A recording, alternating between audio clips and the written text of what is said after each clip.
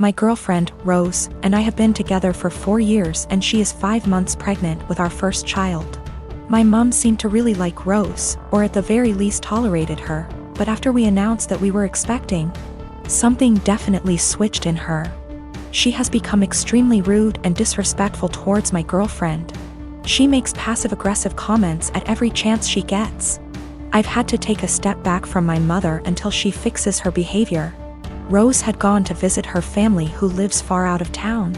It was a very last-minute trip, and she drove herself to the destination and back. Unfortunately, at around 6 p.m., her car broke down and she was forced to pull over. Fortunately, my brother, Chris, who's great with cars and lives about an hour and 1/2 from where Rose was stranded, was willing to pick her up and sorted everything out. I was out of the country, so I'm grateful that my brother sorted everything out for her. Chris moved back in with my mom about a year ago. Obviously, the situation wasn't the best, especially considering the tension between Rose and my mom that exists for no particular reason. But I hoped my mom could put her pettiness aside for at least a night. It was too late for Chris to drive Rose back home, so my brother told her that he would drive her back tomorrow morning. An arrangement that my mom seems to not like, but one that she managed to keep her mouth shut about, my girlfriend tells me. Rose helps prepare dinner, wash up, and actually engage in a decent conversation with my mom for the first time in ages. However, they mostly avoid each other. Chris goes to bed earlier, leaving my mom and Rose. My mom lives in a 2-bedroom apartment, and since both bedrooms were taken, Rose assumed that she would be sleeping on the couch. She apparently assumed wrong. My mom gives Rose the thinnest blanket ever and basically screams at her, telling her that she has to sleep on the floor to not ruin her couch. She tells Rose to make do with the pillows on the couch and the blanket that provides zero warmth. Rose thought about protesting, but ultimately decided against it. According to Rose, my mom kept opening her door to check if she was sleeping on the couch, so she couldn't even try to sleep on the couch. At 5 a.m., Chris found Rose on the couch and let her sleep on his bed. He ended up telling me, but told me to not make a big fuss out of it. I did the exact opposite. I called my mom, very angry, and told her that she was disrespecting her so badly. She tried to defend herself by saying that she didn't harm the baby, and it's okay for pregnant women to sleep on the floor. But I refused to hear any of it. Chris agrees with me, but told me that I shouldn't make it a fight. I feel like I'm losing my mind. My dad died and I'm scared my family won't get along. So yesterday after my dad comes home he eats what my mom made for him. Eggs and Spam. To be clear, he has a pre-existing medical history of high blood pressure and gout. First found out when he was admitted to the hospital in 2015 when he fell ill, and we basically had to force him to go to the hospital BC he didn't want to go. He was put on medication since, with changes to them maybe a year or so ago. So back to when after he ate. My half-sister heard a thud around 740-ish and told me to check BC. She thought maybe my parents are arguing. I go down and see my dad on the kitchen floor my mom behind him a few feet away and I hear him snoring. I ask my mom a question, get worried, run back upstairs and knock on my sister's door. She calls my other sister and also tells me to stop wasting time, call 911. I was scared and frantic. I wish I called 911 or saw him when he came in so I could maybe have called sooner. They get frantic too and we all start yelling at each other and I try to maintain order also as I'm talking to 911 person. At some point in all of this my brother-in-law yells for help and I help him turn my dad onto his side. BC he said he could choke on his saliva. My dad stops snoring and we start panicking. The EMS tells us how to perform CPR but my sisters keep yelling and so I try to get them working together. They finally start working on it. One is doing compression and the other giving him air and sometimes rotating. Fire department and ambulance gets here and they start doing the same thing but also have defibrillators and honestly, I'm just in shock still. It was maybe 8:03 p.m. when they came or so, I don't remember, it's all a blur. I checked my phone for timestamp, but I called twice so I forgot when original call was placed. They called it at 8:50 p.m. and I just began to lose it. My aunt comes and my sister is trying to call my dad's work to let his bosses know. We talk about how we want my dad's arrangements and agree on cremation. BC we don't have the money for anything else, but also my sister Wants the remains.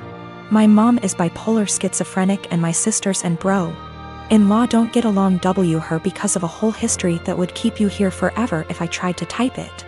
My dad was a bad person but he still chose us and tried his best to provide regardless of his fallacies. He had my mom's back too, saying he wouldn't kick her out or place her in a mental home. My sisters kinda want that, I think, but I'm scared to talk about it. My mom is okay sometimes but also acts up BC of her mental illness sometimes, and my dad and I were her constants regardless of what happened. My mom is old and still wants to benefit from some social security services that my dad had, but my sisters and I think we should get a majority control of his account. There's a lot of renovations to be done BC. He ignored upkeep of the house for a number of years, example, the roof. My mom is not very sad about the ordeal BC. She had a long history of mental abuse from my dad and I understand, but we for some reason stayed together. It how to move forward except for one moment at a time, and I'm still waiting for funeral home to come pick up his body. It's 8:13 a.m. now, been waiting since night before. And I have been crying but also I can't sleep, and I'm sorry if this doesn't meet guidelines. I just need to vent even though I told a few friends. I'm still in disbelief. How this will moving forward. I believe it can though. But it's hard to stay positive.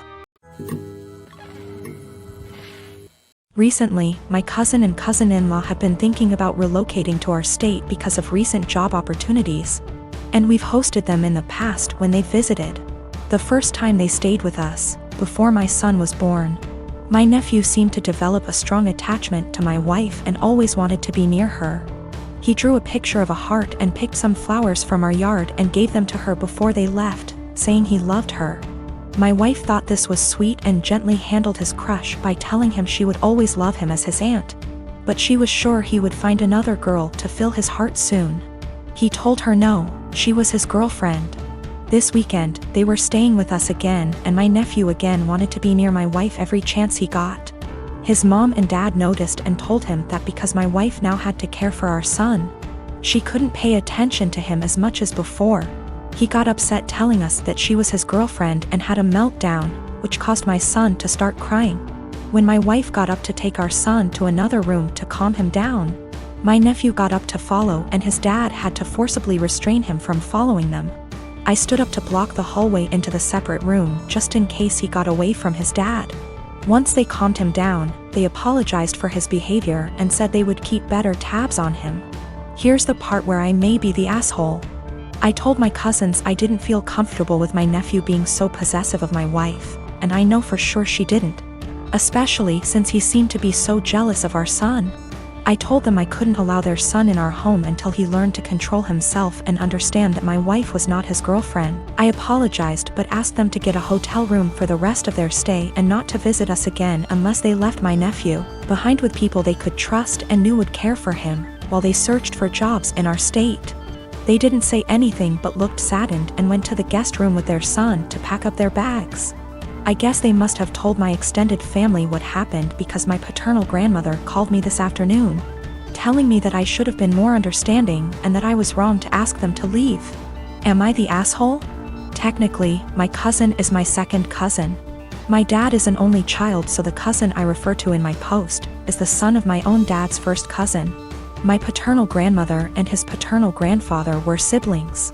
I'm not sure if this is correct, but his autistic son would technically be my third cousin. The reason I refer to him as my nephew is because he's the generation after mine in our family tree, and it's less of a mouthful to refer to him as cousin X removed. A lot of people have posted that it's not correct to refer to him as my nephew, but to be frank, I don't care. And my family's never followed this traditional genealogy nomenclature.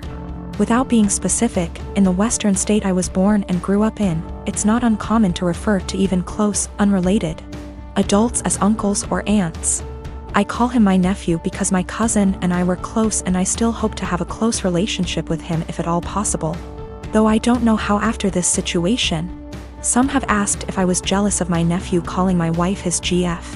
The first time, I thought it was amusing and was surprised that he had any romantic notions towards anyone, let alone my wife. Remember, in my mind he's my nephew and I never thought of him as anything other than a large kid because of his developmental delays and normal, for him, childlike behavior. Regarding the situation that happened this weekend, I was only concerned for my wife and son's safety. I didn't know how he would react and followed my cousin's lead, but wasn't about to let him get near my wife and son once they left the room. I don't know what was said to my paternal grandmother, but I don't want to react in anger and want to talk to my cousin once we've both had time to process what happened and calmed down. My brother is a very hardworking man, and at 27 he is now very wealthy and doing well for himself. He's been with this girl for 6 months, and throughout the time we have gotten close because we both like hair, makeup, and shopping. I never knew there was anything wrong with their relationship except when she texted me last week saying she would love to hang out, but thinks it'll be inappropriate because her and my brother broke up. I asked her why, and she said she was sick and tired of auditioning to prove she was with him for the right reasons. She went on to say that my brother is paranoid she's after his money, so he would test her, like leaving out his bank statements on their bed and getting upset when she picked it up, going out to eat at high-end restaurants he requested and leaving his wallet on home at purpose to make her pay the bill and prove she's not going out with him for money, never buying her gifts and questioning her when she asks why he doesn't. I was shocked, so I had to hear my brother's perspective. We spoke and he told me everything she said was true and that there's nothing wrong with making sure his girlfriend is with him for the right reasons. He said he left his bank statements on the bed and was peeking through the door to see if she would be curious, and when he saw her pick up the papers he knew in his gut she was using him for his money. So he set up the restaurant idea to see if she would get upset at paying a $500 bill, which she was. I asked him if he thinks her being an elementary school teacher could have contributed to her being upset at a $500 bill at a restaurant he wanted to go to, and he said no. He said the straw that broke was when she asked him why he hasn't bought her a single gift since they've started dating, when she bought him a gaming console and new rims for his car, and he knew she was just discreetly asking him to buy her an expensive gift. He confronted her and said he thinks she's with him for his money, so she said let me do us both a favor and dumped him and blocked him. He's upset about the gold digging. And when I laughed, he called me an asshole. He said I would never understand what it's like being a rich man and being used, and I get that concern, but I told him if he thinks any woman will be okay with his tests and auditions, he's delusional as hell. If he doesn't want to be used for his money, he should start dating people as wealthy as him or leave lower income people alone if he's not going to be genuine in his relationships unless they pass his test.